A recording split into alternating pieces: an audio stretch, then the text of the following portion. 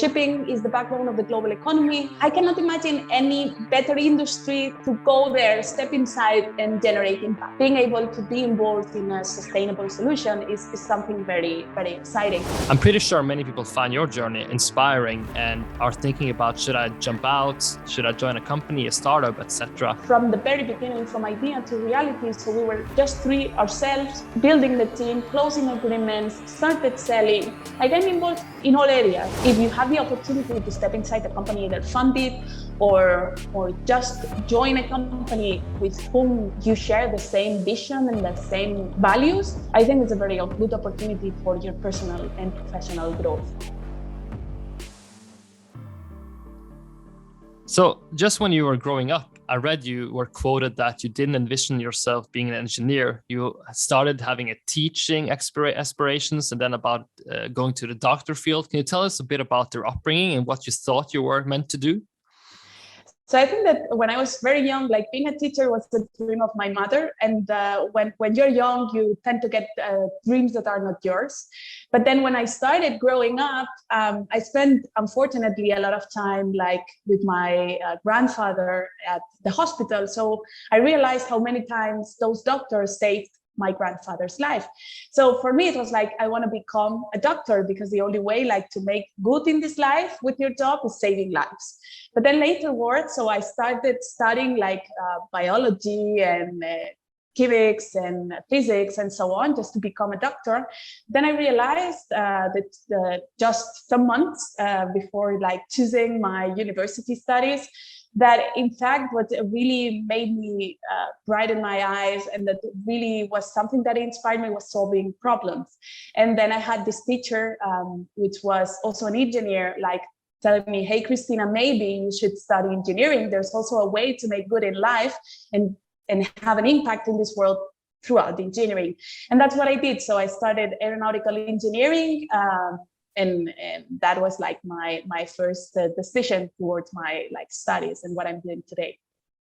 Just talking about engineering and those types of, let's call them hard subjects at school, do you think too many people quit too early because they initially find it hard to deal with the subject and then they suddenly fall off because they're saying, okay, it's not for me? Or do you think like more people should have dived a bit more into the subjects in order to solve some puzzles, and then they would find the fields to be super interesting, right? Because many people maybe shy away because the subject matters can be a bit hard at the start, at least.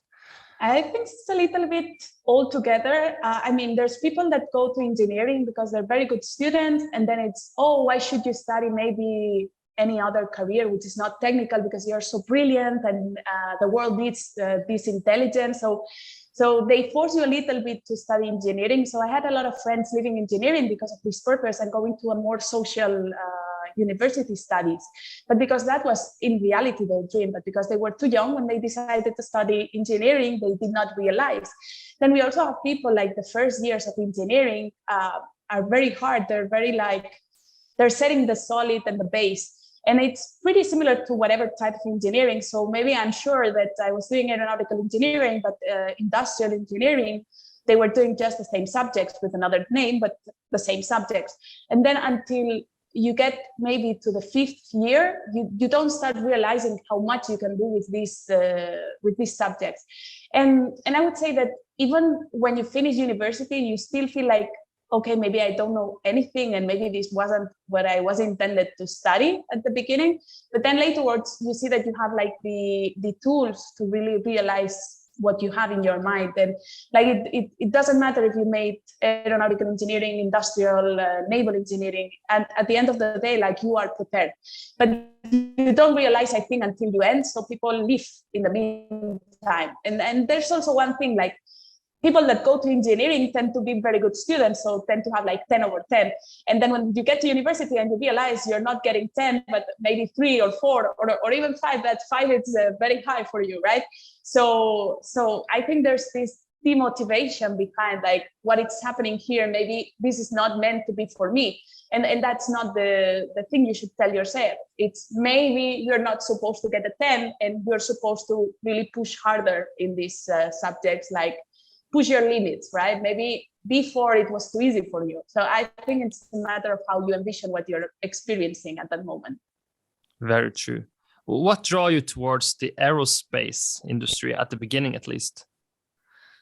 I wasn't a big lover of anything related to aerospace. I would love to say it like my colleagues at the university. They knew all the names of everything. I didn't. It was just a matter of looking at all engineering careers, and I knew that more like electronics and so on wasn't going to be for me. And then I had the help of that teacher that I mentioned before that studied engineering, and she helped me throughout the way, like to choose it. I could have gone to industrial engineering. I would have been happy with that, naval engineering too. I just ended up in aeronautical engineering, and I mean, I'm happy with that. So I didn't thought it that much. It felt cool. It felt that I would love it, and I just stepped inside that career. Yeah. So talk a bit about the journey towards the shipping and maritime industry, because you're involved in a company Bound4Blue. So how would you summarize the founding journey? Because obviously you have co-founders as well. So what is sort of the journey there and how the company started? So my co-founders are two aeronautical engineers. So Jose Miguel and David, they also studied at my university, but they're 5 years older. So they studied together, they launched, and they were part of the funding team of aerospace startup. So they worked together there throughout these 5 years while I was studying. In fact, I was just starting my university studies when they started working in real life, like in this startup. And then we met because we're a small bunch of aeronautical engineers. So we're less than 100 and we know each other there. It's a very small community. And I was able to meet them. And then laterwards, when I finished, I had to do my master project. And Jose Miguel had this fabulous idea. It was much more optimistic than, or ambitious, I would say, not optimistic, ambitious than what we are doing today. That it was a vessel just propelled by sails to generate energy in a renewable way in the forms of hydrogen. So that was my final project that I delivered. And then that was the moment when we started launching the company. And then laterwards, we realized that part of this energy production system, which were the sails, were marketable by itself, so that could solve one of the hardest problems of shipping, which is energy requirements and obviously the cost associated to this energy and all the compliance with regulations. So we started phasing out the project, and it's right now what we are doing. So I think we didn't thought very much that we were entering an industry which we had no idea about and no experience on it. It was just, I think we're engineers, so it was just, okay, there's a problem, we have a solution, doesn't matter where it comes from. And bringing this solution from the aeronautical knowledge that we had been really gaining throughout the last year. So that was like the approximation to the shipping industry, really not thinking too much how much different it was from aeronautical. Hi everyone, if you like this video, please make sure to subscribe to that channel. Let's get back to the episode. Obviously, decarbonization is on top of everyone's minds, it seems, today. But when you guys started, how high was it on the agenda? Have you seen a big shift towards people are much more interested in looking at new technologies today? Or was it still very interested back when you guys started? Or have you seen a dramatic shift in sort of the attention these new technologies get from companies? I think we started in the best moment. If we had started before, I think we would have arrived to the market too early, and maybe the market would have not been really open to this type of technology. So I think it's a matter of, first of all, regulations have been set very strictly throughout the years. When we started, even the ban of heavy fuel oil was not set for 2020. So we launched a company in 2015. Then they moved the ban to 2020, and we realized that regulations were getting stronger and that maybe we should focus much more on the application of the sails for reduction of fuel consumption on maritime transport.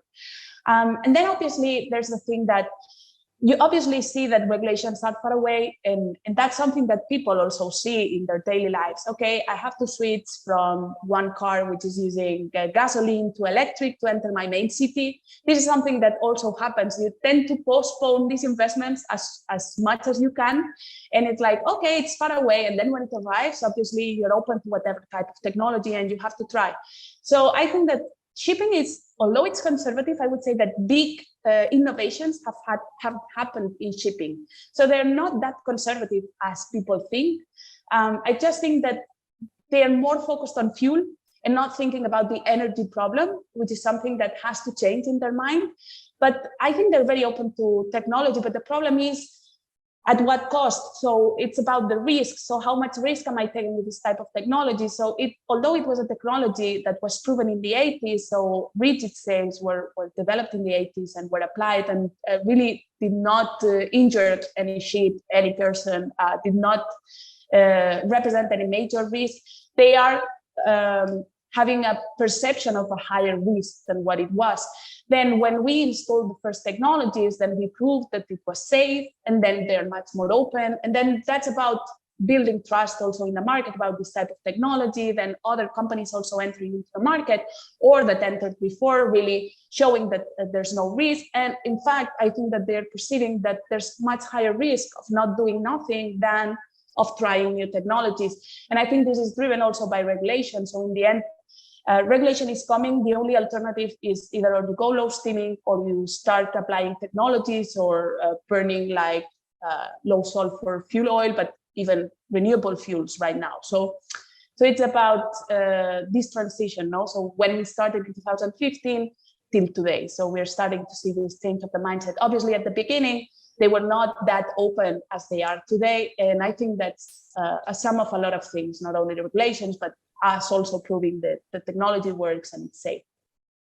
How would you describe the process from having, an idea in theory and taking it out in practice? Because obviously you guys started with this theoretical idea, and maybe you have the advantage that you didn't come from the shipping industry, you came from another industry and saw a big opportunity. But to get that theory out in practice, what was sort of the biggest lessons? Because creating things in practice often comes with new challenges you couldn't envision only working in theory, I guess. So technologically speaking, as engineers, we tend to think that the best technology is that one that's much more cooler and like really noble, and like you have to reinvent the wheel, and you don't. So that's one of our biggest lessons. So sometimes it's making it simple. So that means bringing the best solution in terms of efficiency, which is something that really inspires engineers, like having best efficiency, but at the end of the day, someone has to pay for it. So it's about cost. So that's another big lesson that we had as engineers at that moment when we started is, okay, someone has to pay for it. And this has to be not only sustainable in the sense of renewable, so that you're saving fuel and thus saving emissions, but sustainable economically. So we like to speak about sustainability, and when we do, we are not just thinking about renewable aspects, we're thinking about also the economic. So it has to be sustained in the long term. So this is one of the lessons. I would say that technically speaking, our big lesson too in engineering was like scaling up. So we started making prototypes of small versions, really smaller than me. Then we realized that when we scaled up to maybe the first real scale unit was 12 meters high, it was very different. So in terms of manufacturing, in timing, and so on. So we could not scale up those assumptions. And then we started building not prototypes, but models of the final technology. So we developed internally in the company like an R&D facilities, and we have people here, me, myself, I also worked in those prototypes, like trying to figure out if really what we were envisioning in our computers could be done at the time that we calculated, at the cost that we calculated, and so on, and that the people could be able to achieve and do and manufacture those systems at the pace that the market needs. So that was one of our biggest lessons too at the beginning, not making prototypes, but really building the big models. And then, but that's not the something we learned, but the big hurdle was the investment part. So being an industrial company in an industry which was not very attractive for VCs at that time. So being able to attract attention to this market when M&As were not boosting, when everything was like shipping, you mean like very conservative, I've done nothing here, like, and you're an industrial, so maybe call me when you have customers and you have traction, and this is not software, like to have traction, you have to develop the technology, and this technology really needs a lot of investment. So that was one of the biggest hurdles and problems like we had to go through at the beginning too. Yeah, because looking at funding, obviously everyone who has started a company know how hard and difficult it is to get funding. And like you said, when you're dealing with, heavy asset industries, you need the funding to even build, a prototype. You can't just code something on your computer. So what do you think was the biggest lessons doing this funding piece? And do you have any advice for other people who are trying to fund their projects? Is it a numbers game? You need to talk to as many as you can, or do you need to have a really good pitch in order to get people inspired and to truly understand the opportunity? Because fact of the matter is that if you are able to solve this problem, of course, the market is going to be huge because it's a huge industry. Shipping moves nearly every good in the world, right?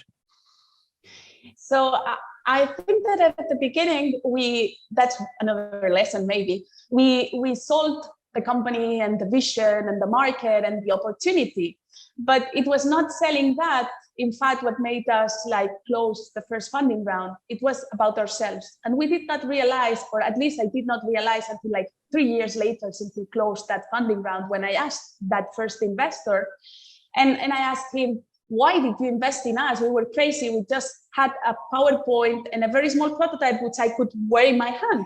And he was like, Cristina, I invested in you and in Jose Miguel and in David. So I invested in the team.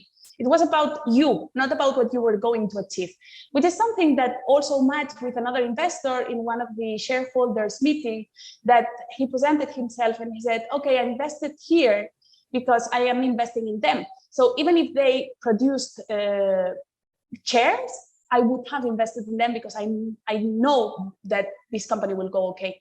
So at the beginning, it's not about selling opportunity. It's about selling yourself, I would say, but I'm not sure if that's very polite or correct, but at least it's showing yourself and how you are, that you are there for the long run, that even, it will be hard, but that's your vision and that you're someone trustworthy. So that's the beginning of the investment part. Then we started applying for grants in the regional government of Catalonia, where we first launched the company and we founded it.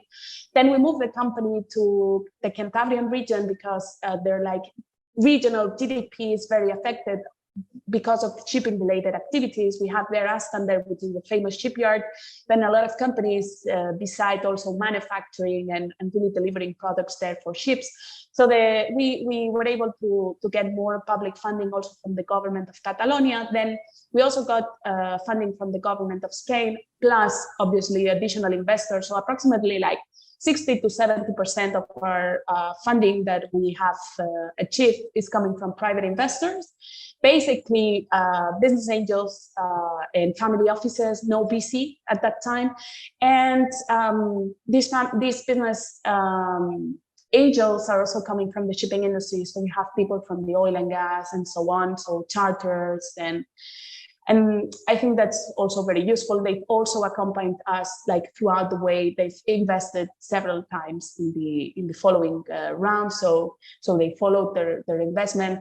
And that is also giving confidence to the new investors that are coming up that this is something that is working and that we are delivering results. Because if the investors did, the more professional investors which are dedicated to this are really following up and investing in further rounds, then that is showing that we are delivering what we said at the beginning. So right now we are in a new funding round. We have been approved by the EIC, which is the European Innovation Council acceleration program, around 10 million euros. So around one fourth of it, 25%, is public. And the other one is coming into equity. So we are right now searching matching funds of around 7.9, more or less, 8 million to close the funding round throughout these following months.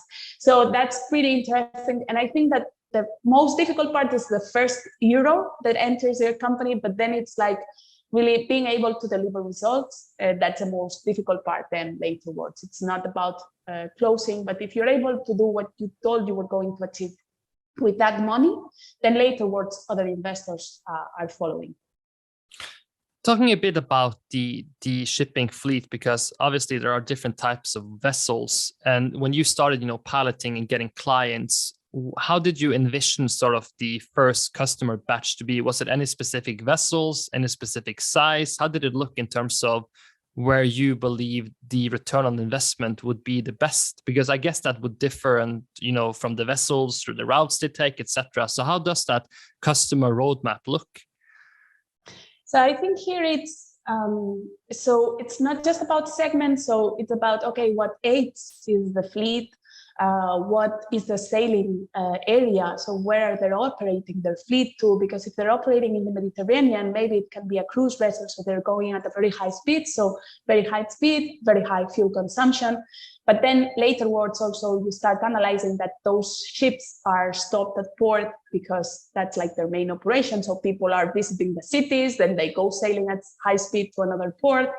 And you have like a lot of things. The route is not good in the Mediterranean, then they're not operating the fleet like at a very high percentage. So maybe they're like 60% operating it. So payback will be smaller, obviously, because they're not using the technology to save fuel.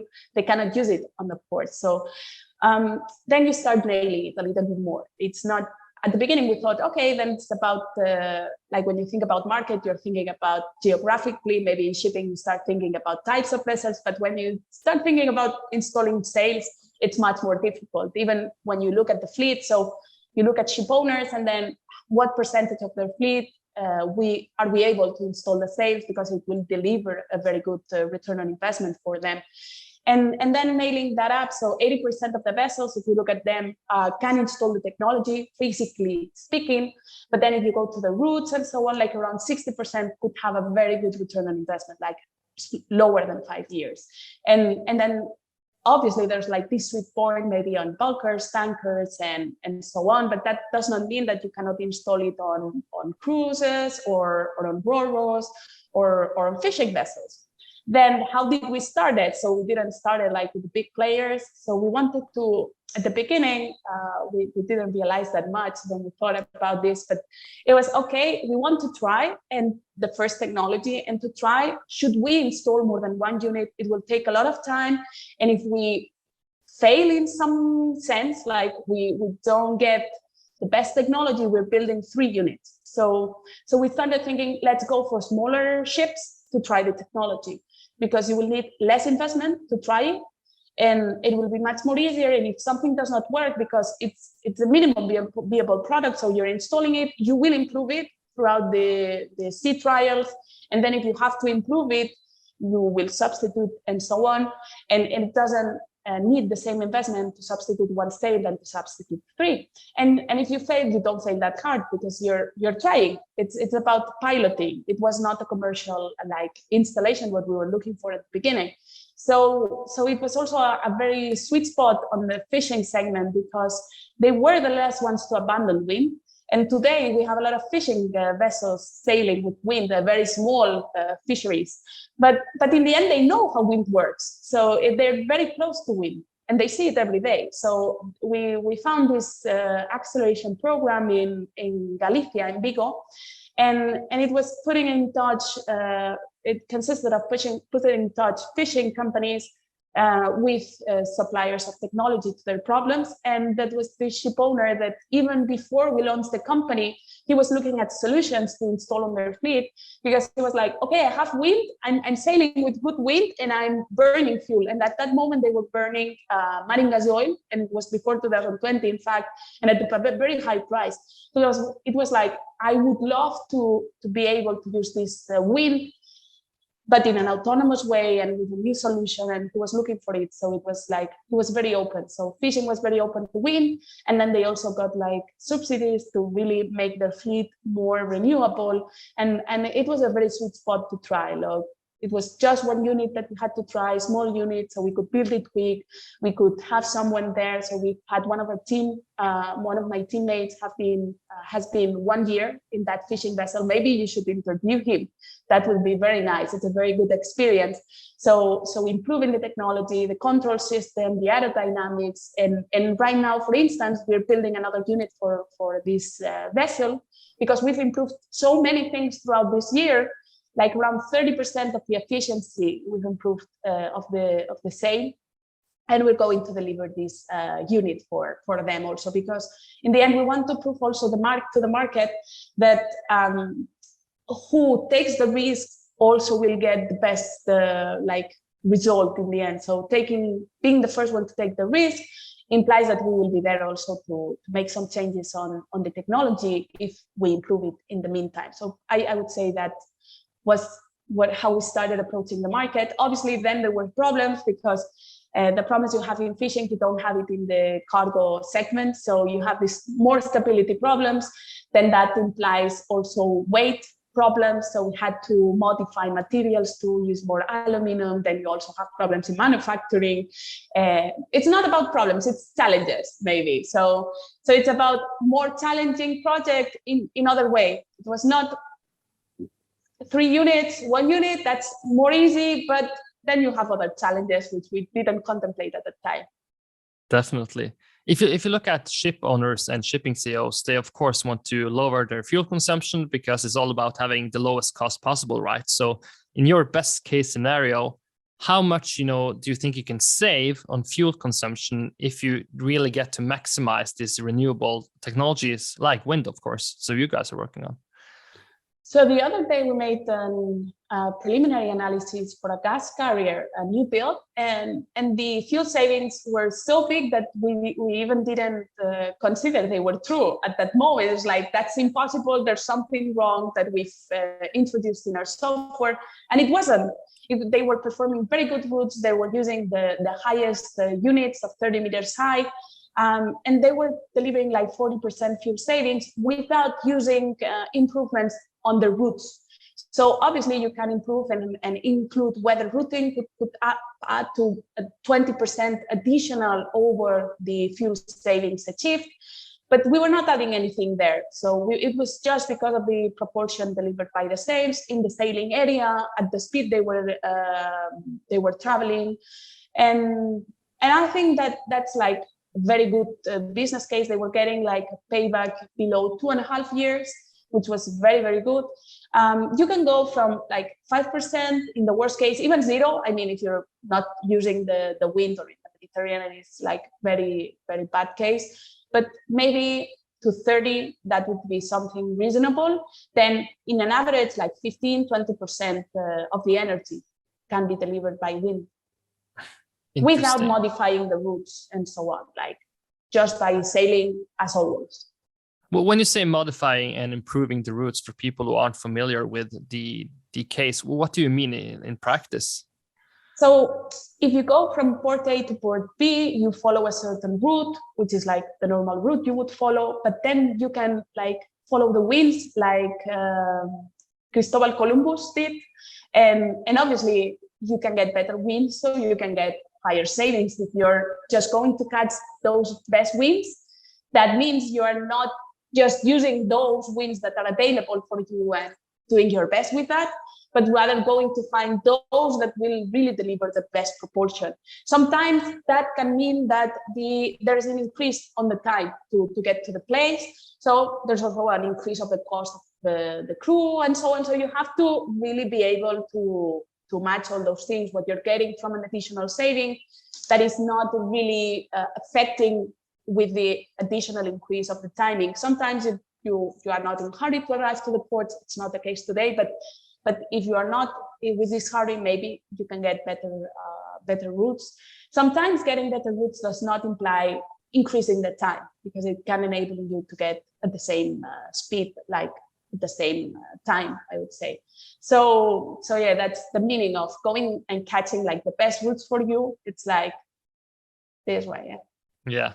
Yeah, perfectly explained. So if you just look at the general debate in the shipping industry, there's so many technologies being, discussed, from ammonia, hydrogen, LNG, maybe the safest sort of like risk-free option right now. But in your mind, if you envision the shipping fleet, let's say 10, 15 years from now, because obviously the shipping industry is a bit slow, because if you have a new vessel, it's usually, going to be here for 20 years, the minimum. So, but how do you envision, the future of the shipping fleet? Do you envision a future where it's 100% renewable, or is it just about, being as efficient as possible and using a wide spread of opportunities? Or do you see like a silver bullet or technology where you think like the state-of-the-art vessel should be like this? So I'm one of those who thinks that it will be a combination of technology. So it's very difficult for shipping to think only about renewable fuels, because in the end, if you look at about the renewable fuels that are produced today, like I think it was around 14%. That was something that Martin Stopford said in the press conference of the SMM. And it hasn't grown that much. So it's pretty stable, the production of renewable fuels. And if we're trying to think about hydrogen, like more than 95% of this hydrogen, I think it was 97 or 96% of the hydrogen is produced throughout natural gas. So the problem is that it's not renewable. And what you're only doing is displacing emissions up to the production chain. And that is not sustainable. So yes, you're not polluting in the oceans, but you're polluting elsewhere. And even I would say not worse, but you're polluting just beside the people too. So what's the point on that, on switching to renewable fuels? And then about the effect of having these 14% renewable fuels, the question is, will shipping be able to go to the market and be the first ones to get these renewable fuels? And for me, the answer is no. They will not be the first ones to get there. There are also other industries that have much more force to be able to access these renewable fuels. And then another thing is, there's never nothing more sustainable than using wind directly in our case, obviously. So if you're thinking about producing maybe hydrogen with the electrolysis of water and the energy coming from renewable sources like wind, with the wind powers, then there's a loss of efficiency than using it directly. Then you also have to invest a lot in infrastructure, and you have like this classic egg and chicken situation. So what is the fuel of the future, and who is going to invest in this infrastructure if the fuel is yet not clear? So why am I going to invest so much and then the money to invest in this new infrastructure and also to retrofit the existing fleet? So I would say that it's a combination of a lot of technologies. Wind by itself, obviously you can go with wind like we did centuries ago, but that would have a problem, operational problem in the end, increase of time to deliver those goods. And we as people, we want everything immediately today. Like we want it right now. I've just bought it and in 5 minutes I want it delivered. So we cannot sustain this, but we can obviously have technologies today that can make shipping sustainable. So you have wind, it can provide like around 20 to 30% of energy required. You have operational changes. So I think it was a colleague who told me like only, but I'm not sure about this, but maybe you should know better than me, but only 20% of the fleet is sensorized. So they're getting data, analyzing it and looking at improving the efficiency. And with that, you can get like, obviously not double-digit fuel savings, but you can save a lot of fuel at the end of the day. So it's about adding up a lot of technologies or not. It doesn't have to be hardware. It can be software, new designs, and so on. And then the rest can be delivered by these renewable fuels, or at least the net zero. I mean, if you want, it's not the best solution because, as I said, it doesn't matter, the pollution will be there. But I mean, if there's nothing better in the short run, then that's useful too. And if we're thinking about technologies and just putting all our eggs in one basket because only thinking about renewable fuels, we must think that if we're able to make more efficient our fleet, is it with wind, is it with the software? At the end of the day, we're using less renewable fuels, and renewable fuels, the demand will go up, but supply will be tight. And in the end, what we're doing is making, with these renewable fuels, we're able to decarbonize more ships with this limit amount, rather than if we do nothing on this fleet to make it more efficient. So if we're able to have less consumption of this fuel, then we have more vessels that can go in a renewable way. So in the long run, I hope as a world itself that we will achieve this renewable energy at an efficient cost that is sustainable for everyone. In the short run, I think that wind is also there. And in the end, in the future, I mean, these renewable fuels are expected to cost between 3 and 10 times more. So in the end, whatever thing that makes you save this cost is a good solution also in the long run. But right now, wind is a good strategy for even wind or software. It's a good strategy for ship owners to really decarbonize a little bit more their ships and be able to really adapt their fleets to the new regulations. We're coming up with EEXI, then CII, and so on and so on. And wind is there to assist, and it's available, it's free. And also if you use it, you have this thing that you're not so subject to price volatility. You have right now an increase of fuel price today, but wind is free. So you're able to really make it more stable, those operational costs related to the rest of the fuel that you're using, because one part of this fuel is being delivered by something that is free and it's not volatile. Given this environment, do you feel like people have sort of stopped from only talking about this and started to execute it? Or do you still feel there's like room to grow, to execute and really try out this technology, given that you are in so many meetings and, presenting this technology? Because obviously it's been on many slide decks, decarbonization slide is everywhere, right? But do you feel like people are also taking big action on it? Or is it just right now mostly talking?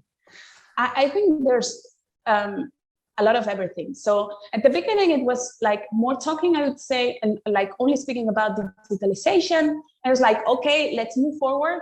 So digitalization is okay, let's approach that. Then now sustainability is like the new wave of what everyone is talking about. And we're seeing a lot of ship owners like embracing the technology. We had like an increase of 350% of organic inquiries from ship owners in the last quarter, just asking for an invoice, like, a quotation, not an invoice, a quotation, and really looking forward to install this type of technology and open. So that's something very positive. But I'm also like, I wasn't in Posidonia, but I read on the maritime news that there were ship owners like saying, we will be the last ones to deploy this type of technologies, not wind, but like we will wait until everyone or someone proves that this is the technology that will be useful or that is useful, then we will go for it. So not willing to take the risk, I would say. So I think there's a lot of things going on. There's a lot of greenwashing, like in all industries. It's not just about shipping, like people saying they want to be sustainable, they have a lot of benefits, and maybe they're not investing in sustainable solutions and taking a little bit of risk. But there are others that are pushing.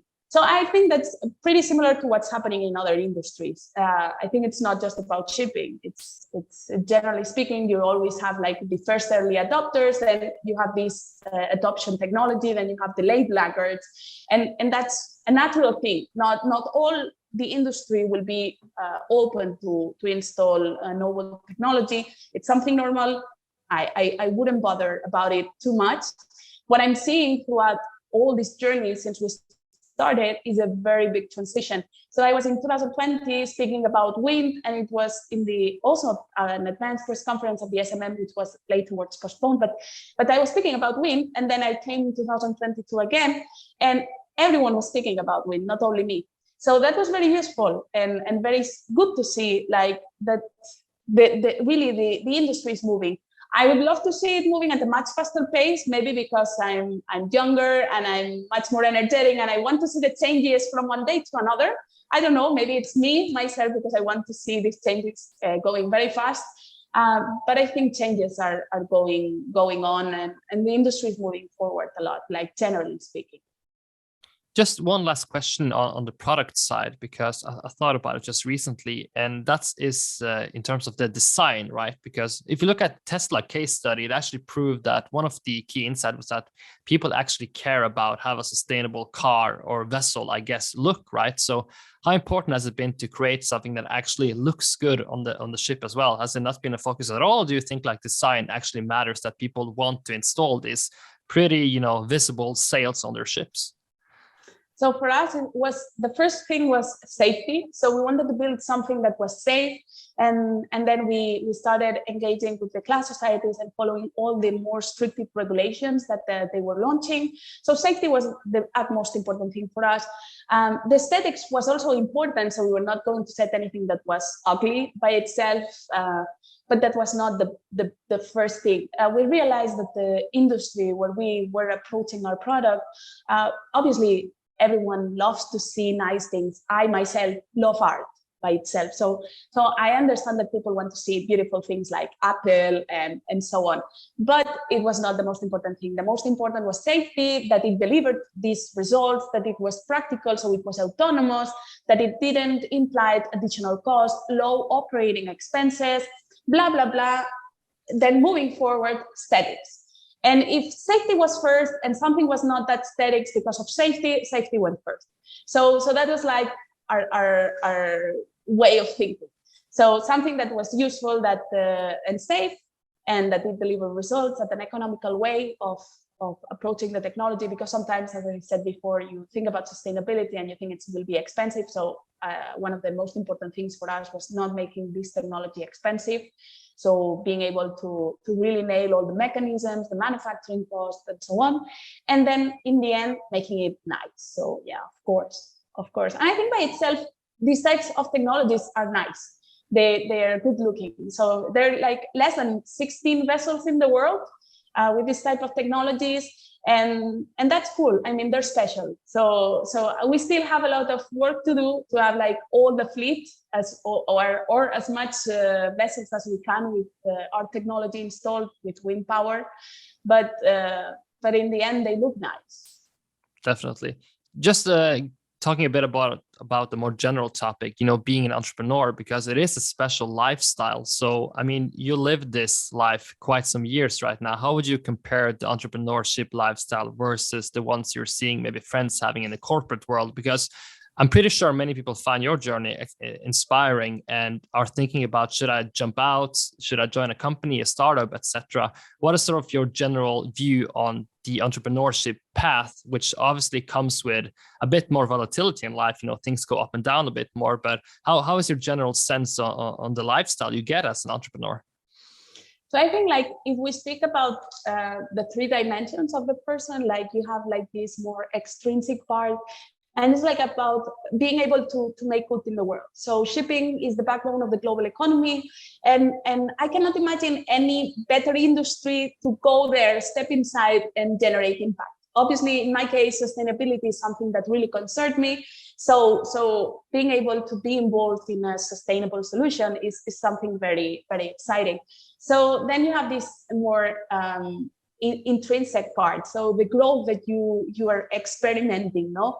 So that's something that I would have not been able to really in the same amount of time to experience. So shipping, something that I love about is that it's global. And because it's global, you're able to meet people. Like today, I'm talking with you, and maybe I wouldn't have been able to meet you even if I would have stepped inside the shipping industry in a very big company, because I mean, what would I be doing here? So the thing is, I'm meeting people all around the world, not only about the related to the shipping industry, but related to entrepreneurship and sustainability, energy segment, healthcare too. So that's a very vibrant community, like that's built in Europe, also in the US, and like widening my relationships, also like pushing me towards the limit, because here, if you make something and it wasn't a good decision, you will see it the next day or immediately. If you're in a big company and you take a decision, it will be hard until you make the decision. It will take time, but when you take it, sometimes you're not able to see the impact. So you're not learning. So the next time you might take the same decision or not, but you will not take it with previous information. So you're not growing professionally, but neither personally. And I think here another thing is like being able to be from the very beginning, from idea to reality. So we were just 3 ourselves, started building the team, closing agreements, started selling. Like I'm involved in all areas. I abandoned more the technical part a lot of years ago, but in the rest, I'm very involved, like raising funds. That's something I would not have experienced as an engineer by itself, like speaking all around the world in the European Union, in the COP24 too. I mean, that's something like very, very exciting too. So I would say, like, if you have the opportunity to step inside a company, either fund it or just join a company with whom you share the same vision and the same like values, I think it's a very good opportunity for your personal and professional growth, for sure. I couldn't agree more. And I also read that you have a deep passion about, sharing this knowledge to other people and sort of being a mentor to other people coming up. How have you find that, the ability to pay it forward to other and also be available for, younger generation or younger people who want to, learn more about, this lifestyle, basically? So yeah, I'm involved like in 2 ways, more in the gender equality, if you would name it that way, because I think that I was very fortunate to be raised in a family that really empowered me to do whatever I wanted. I did not realize that as a woman, I had some maybe problems in the corporate world and so on, until I stepped inside the corporate world, because I was like in my small shell, being very empowered by my family. And then laterwards, I realized that there were a lot of problems. I saw in university that we were only 10% of the class was female. So if I want to change things, I have to be there too. So I have to give to the world what I have received also from the world, which is this empowerment. So I remember last week going to a class of 120 girls. I think they were like around 15, 14 years old, and speaking about the shipping industry and the technology, and really telling them that if they wanted, they could become engineers, that they could also be involved in technology while being in business too, like explaining what my experience. I think we all have to do this. Like for society, it's like our duty to really bring something to the table. And then I'm involved in more the entrepreneurial part. So I think we've been helped by a lot of people throughout the way, without any other interest than to help and to help us grow. And that is something that I also want to pay back to the next people that are launching their company. So I'm also very happy to talk with people and help them as much as I can.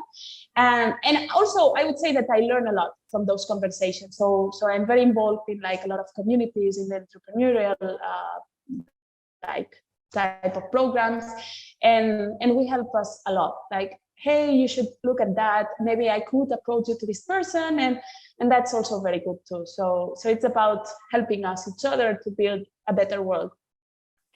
It's very good. I think it's super important, the job you do, because role models matters a lot, right? So if you're young and you can look up to someone and also, get to know them, that's usually super helpful. I had one a story I found doing the research, which I thought was interesting to ask you about, because it shows at least a big bias towards action. It was something about a pastry story where we basically had this project of learning how to become great at pastries. Do you mind telling that story?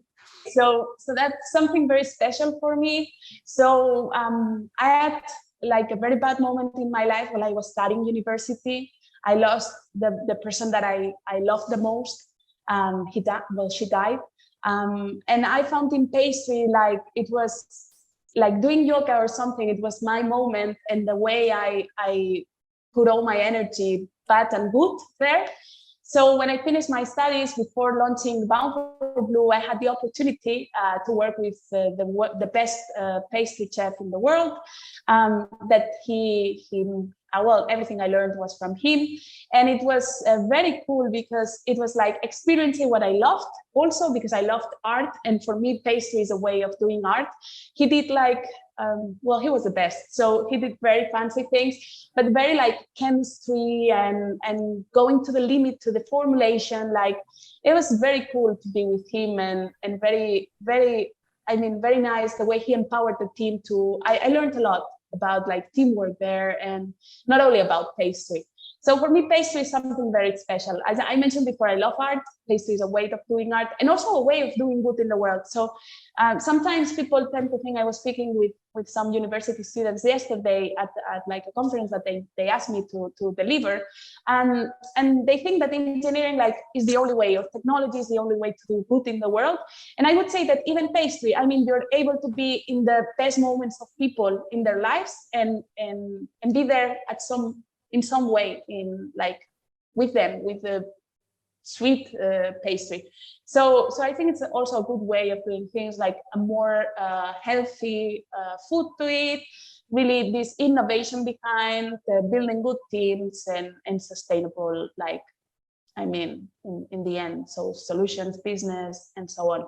So yeah, it was very nice for me to be part of that. I moved to Bound4Blue. Obviously, that was my dream. But it was a very good experience, and I learned a lot, not only about pastry, a lot. Yeah, but I think the interesting part of that story as well is that you can learn so much, you can learn a lot from different industries as well, right? You don't have to be so sector specific your whole life. Usually there's great, lessons learned in other industries as well, especially those who try to really put things at the high level. So I think that's also, a great advice for other people to try out and experiment, because you can learn so many new things that you didn't envision before, you entered a new field, right? That's basically, I would say, the thing in common about pastry and like Bound4Blue. If you go to pastry, everyone is doing always the same recipes, like French recipes with a lot of butter and sugar, and like it's very conservative in that sense. We're doing business as usual. You mean? And when you're going to shipping, it's like, okay, we burn fuel, we deliver the goods. Here's how the operation goes, and maybe like disrupting an industry. They were disrupting the pastry like sector, and we were coming also to like disrupt a little bit too by maybe I said a little bit because sailing was used centuries ago, but bringing new technology to and like breaking how things have been done throughout the last years. So yeah, I think that's something very nice to really like. Definitely. You know, Cristina, there was only one question I asked you to prepare, so I'll ask it at the end. I asked about your favorite book you read. Did you come up with a great answer to the audience? Not that great. I love reading. So throughout these 2 years with a master's, I've been doing a master's on the weekends. I've read a lot of business books. So I finished like around 2 months ago. And the last book I read, which was very nice, was in Spanish, El hombre en busca de la felicidad. So in English, The Man in Search of Meaning, or yeah. So it's from Victor Frank, and it's about the Holocaust and in Auschwitz. And it's about how you really, as a person, you can do, it's not about the circumstances that that surround you that make you do the things that you do. It's about you yourself being on top of these circumstances and really moving forward. So it's more about psychology, and it's very, I wouldn't say nice, it's very hard to read, but I think that the meaning that you get behind, it's very nice, and that you can apply it on your daily life. And right now I'm reading The Courage to be Disliked. I'm reading it in Spanish, but it's in English too, this book. And it's like a Socratic dialogue between like a young person and what's the name? Philosopher. So they're going throughout a lot of like philosophy theories like Freud and like Alfred Adler, and like they're setting some questions for the reader to solve in their daily life too. It's like, it's nice. I'm liking it, that one. So I wouldn't choose one book because I think that life is too long to have just one favorite book, but I would recommend those. Yeah, for sure. That's perfect. Well, thank you so much for taking the time. It was a pleasure having you on, and hope we can do it again in the future. Sure. Thank you very much. Hi, everyone. I hope you enjoyed this episode and that you learned something new. If you like this content, please make sure to subscribe to the channel. See you later.